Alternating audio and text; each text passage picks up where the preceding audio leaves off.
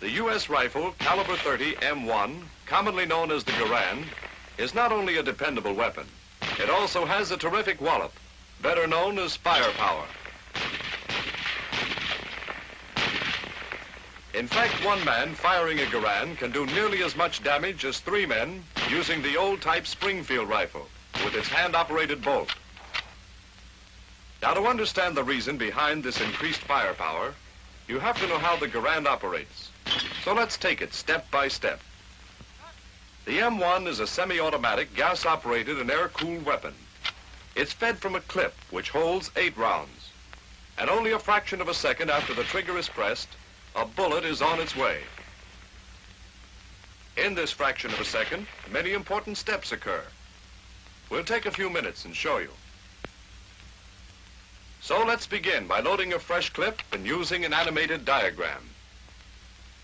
This shows what happens when the clip is inserted. The bottom cartridge forces the follower down. The follower arm moves, and its heel rotates the accelerator, camming the operating rod catch down.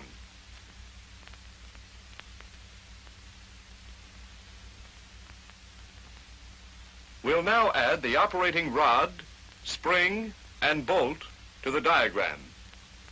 Notice that the bolt is held to the rear by the operating rod, and the rod is held by its catch. Now watch the accelerator as the follower moves down.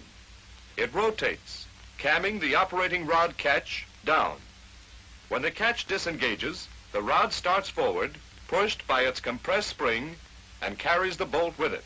Take a closer look at the bolt. As it moves forward, a cartridge is stripped from the clip and guided into the chamber by the feed ramp.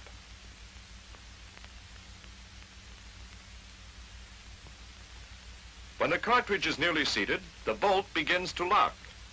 Watch how the cam surfaces in the operating rod handle act on the operating lug and rotate the bolt into the locked position once more.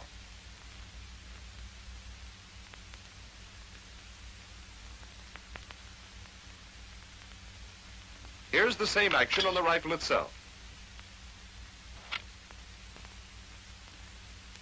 Now, as the bolt locks, the extractor snaps into the extractor groove, and the ejector is forced into the face of the bolt, compressing the ejector spring.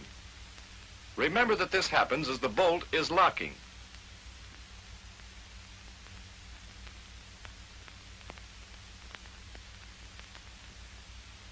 Let's stop here a minute, remove the barrel and receiver from the stock, and take a look at what's happening at the rear of the bolt as it locks. Here we are. Now watch the firing pin tang line up with a cutout slot in the receiver bridge when the bolt rotates. Here's the complete action of locking.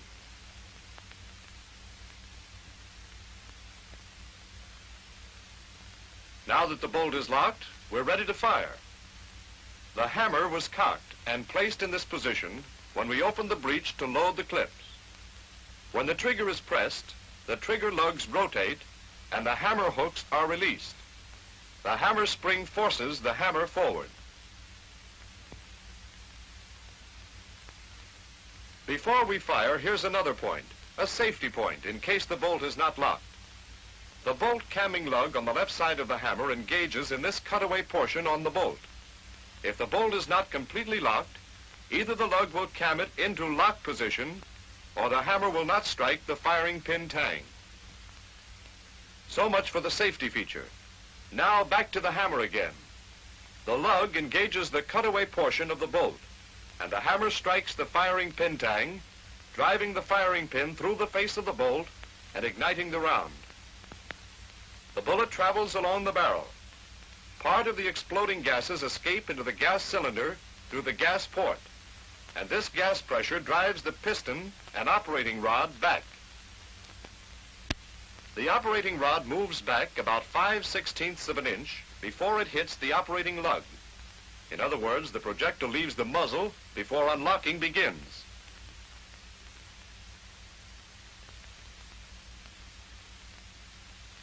Then the cam surface in the rod handle hits the operating lug. The bolt turns, unlocking the lugs from the receiver. Watch it again.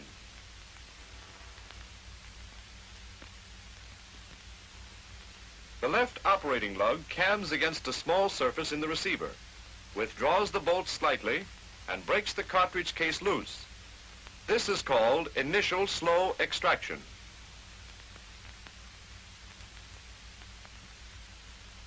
At the same time, the bolt camming lug is cammed out of its notch and forces the hammer away from the firing pin tang. This allows the firing pin tang to cam against this surface on the receiver bridge, withdrawing the firing pin from the bolt face. Here is the same action on the rifle. Now the complete action.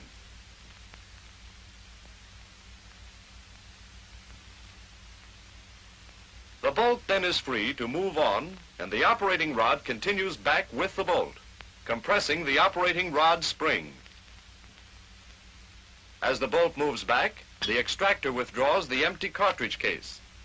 As the neck of the case clears the breech, the ejector jumps forward, pushed by its spring. The case pivots about the extractor and up and out of the receiver.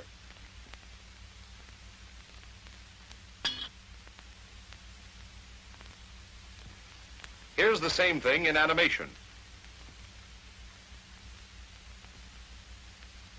Now, as the bolt moves to the rear, it forces the hammer back, which compresses the hammer spring.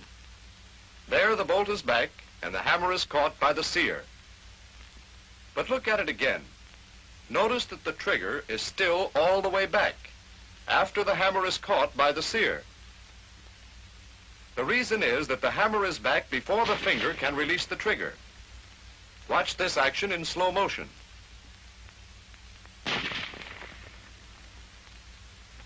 Now we let the trigger forward. It frees the sear from the hammer, which starts forward, but it is caught by the trigger lug. Watch it once more.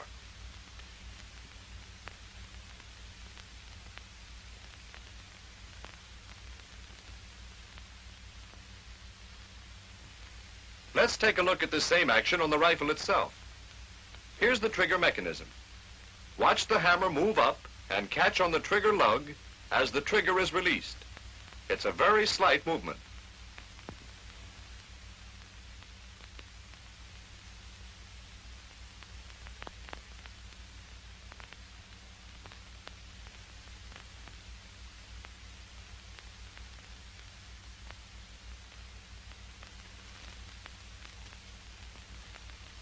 Now, as the bolt reached its rear position, the magazine was uncovered, allowing the empty case to be ejected.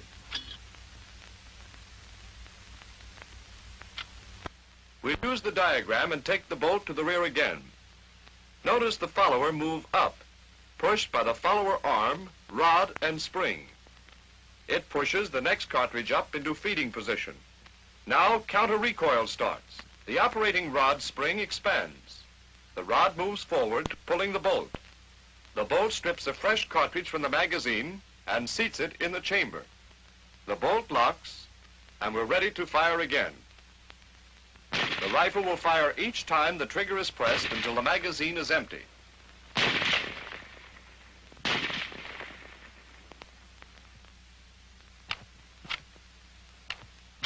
Then, when the bolt reaches the rear position, the follower is forced to the top of the clip, and the clip is ejected.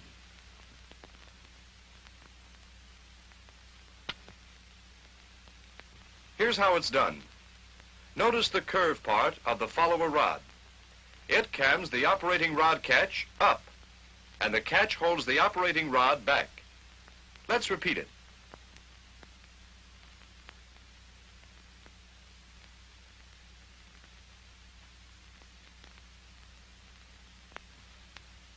At the same time, the rear arm of the rod catch pivots, forcing this stud of the clip latch down. The clip latch spring is compressed, and the latch disengages from the notch in the clip. The clip ejector forces the clip up and out of the receiver.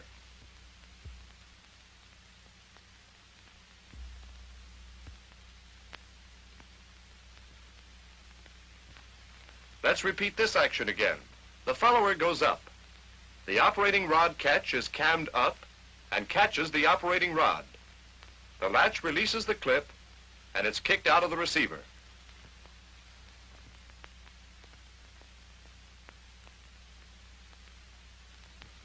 When the fresh clip is loaded, the clip latch spring expands and the latch again engages the clip.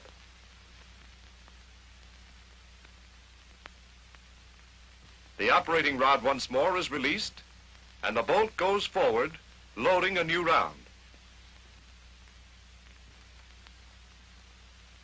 Now for the safety. To set the rifle at safe when it is cocked, pull back the safety so that it is inside the trigger guard.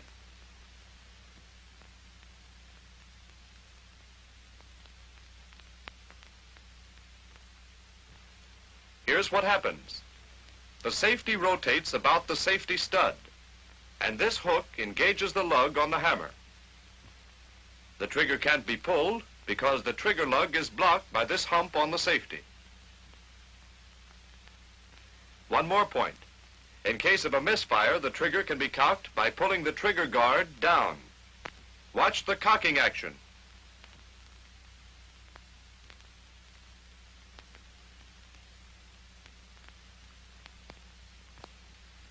Now let's go back and review a few points. A loaded clip is inserted.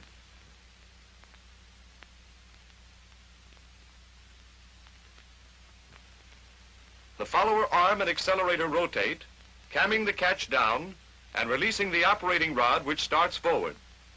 The rod and bolt move forward. A cartridge is stripped and guided into the chamber. Now the bolt begins to lock. At the same time, the extractor snaps into the extractor groove and the ejector is forced back into the bolt. The firing pin tang lines up with a cutout slot and we're ready to fire.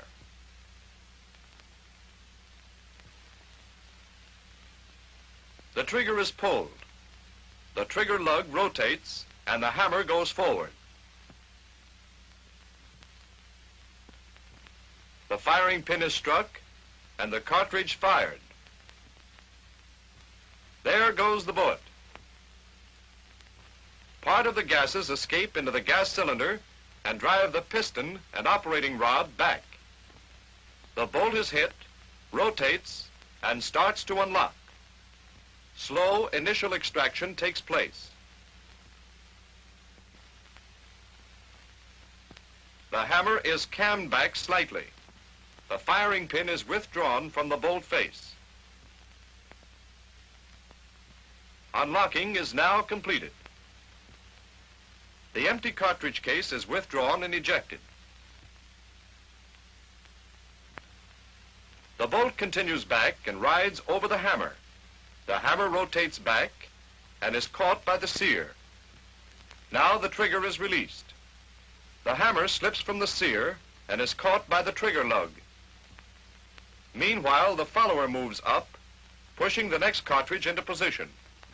The operating rod and bolt move forward.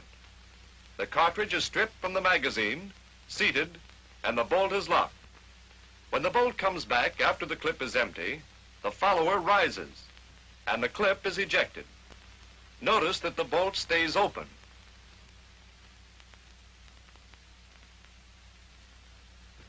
Well, that's the inside story of the M1 rifle, and it took quite a while to show what happens in just a fraction of a second.